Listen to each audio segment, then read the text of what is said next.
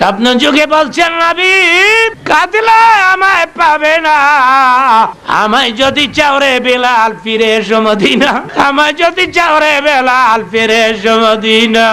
বেলাল রে আমার রওজার কিনারে আমি আবু বকরকে দেখি, ওমরকে দেখি, ওসমান গনিকে দেখি, এরা রওজার কিনারে দাঁড়ায় আমার সালাম দেয়। বহুদিন হয় রে আমি তোর আজান শুনি না। বেলাল আসছে মদিনায় 5.5 মাস পরে।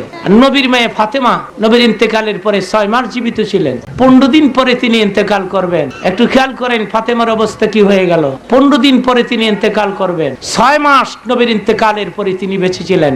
বেলাল আসলো 5.5 মাস পরে। বেলাল মদিনার মসজিদের মিনারে আজান দিয়েছে, আর ফাতেমা তখন নিজের রুমের মধ্যে মুনাজাতে বাবা বাবা বলে কাঁদতে কাঁদতে চোখের পানি দিয়া বুক ভিজাই দিয়ে হঠাৎ করে বেলালের আজানের কণ্ঠ ফাতেমার কান স্পর্শ করলে মুসাল্লা ত্যাগ করে ঘুমন্ত স্বামী আলীর পা মন্থন করলে আলীর ঘুম ভেঙে যায়। দেখে মনে কে তুমি? আমি তোমার ফাতেমা। স্বামী রে একটু শোনো তো, মদিনার মসজিদের মিনারায় কার কণ্ঠ বাজে?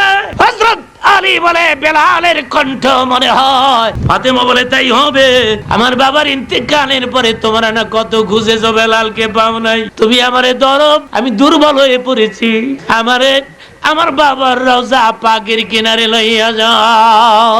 হযরত আলী বলে ফাতেমা রে কি হয়েছে আপনার? আপনি পাগল হয়ে গেলেন?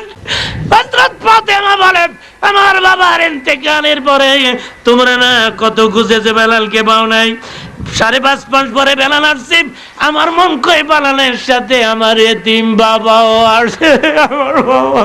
কিন্তু এটা ছিল ফাতেমার একটা কল্পনা মাত্র, আর কিছু নয়। হযরত আলী বলে ফাতেমা রে নিজেকে কন্ট্রোল করুন। হযরত আলী বলে রে ফাতেমা বেলালের কণ্ঠ, আমি যাবো আর আসবো। হযরত আলী গিয়ে দেখে বেলাল আজান দিয়া নবী পাকের রওজার কিনারে দাঁড়ায় মুনাজাতে কান দেয়ার বলে কি গো নবীজি স্বপ্নে আমারে ডাক দিলেন, আপনি আমার আজান শুনবেন, আমি আজান দিলাম, কিন্তু আপনি তো ইমামতি করার জন্য আসলেন না। নবী গো আমাকে কেন ডেকেছেন স্বপ্নে? আমাকে বিদায় দেন, আমি মদিনায় থাকবো।